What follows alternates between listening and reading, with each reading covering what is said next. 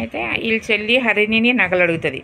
హరిణిని అక్క అక్క నీ నగలు నాకు ఇవ్వ, ఒకసారి పెట్టుకుంటానంటే సరే అని ఇస్తుంది. నగలన్నీ పెట్టుకుంటుంది. పెట్టుకున్న తర్వాత అప్పుడు నీటిలో ఒంగొని చూస్తుంది. ఒంగొని చూడగానే చాలా అందంగా కనిపిస్తుంది. అందంగా కనిపించగానే అప్పుడు అలా అక్కతో అంటుంది, అక్క అక్క చూడు నేను చాలా అందంగా ఉన్నాను కదా అంటది.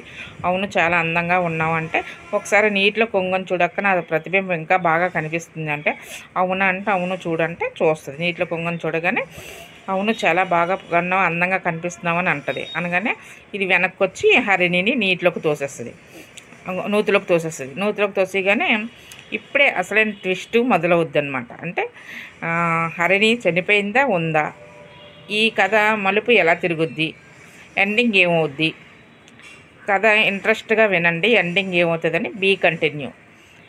ఏంటంటే అప్పుడు ఈ నూతిలోని ఒక నాగపాము ఉంటుంది అనమాట. దానికి ఒక 6 సంవత్సరాలుగా తల మీద ఒక పుండు అనేది ఉంటుంది. చాలా బాధపడుతుంటుంది అనమాట ఆ పుండుతోటి.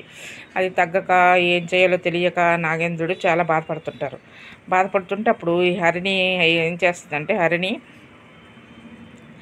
తల మీద పడడం వల్ల ఆ నాగేంద్రుడికి ఆ పుండు పగిలిపోయి తనకున్న శిరబాధ పోతుంది అనమాట ఆ నాగేంద్రుడికి. పోగానే అప్పుడేమో ఈ హరిణి భయపడిపోయి బిత్తర చూపులు చూస్తుంటే ఈలోపు నాగేంద్రుడు, నువ్వు భయపడవలసిన అవసరం లేదమ్మా, నువ్వు ఎవరివి, అసలు నువ్వు ఎందుకు నూతిలోకి పడ్డావు నేను అనేసి అడుగుతుంది. నాగేంద్రుడు అడిగితే అప్పుడు తనకు ఆ స్టోరీ చెప్తుంది. చెప్పగానే సరే అయితే నువ్వు నా పైనుంచి నూతిలో పడడం వల్ల నాకున్న ఈ తల మీద ఎప్పటి నుంచో పుండుతో నేను చాలా బాధపడుతున్నాను. నీవు పడడం వల్ల ఆ పుండు నాకు పగిలిపోయింది, నా శిరబాధ పోయింది. నువ్వు ఇక్కడ భయపడవలసిన అవసరం లేదు, ఇక్కడ నీకు అన్ని సౌకర్యాలు ఉన్నాయి, చక్కగా వండుకొని అన్నీ తినొచ్చు, అన్నీ ఉంటాయి, అన్ని సౌకర్యాలు ఉంటాయి, నువ్వు బాధపడాల్సిన పని లేదు. నూతిలోని నగలు, మాణిక్యాలు, రత్నాలు, తర్వాత కెంపులు అన్నీ ఉంటాయన్నమాట.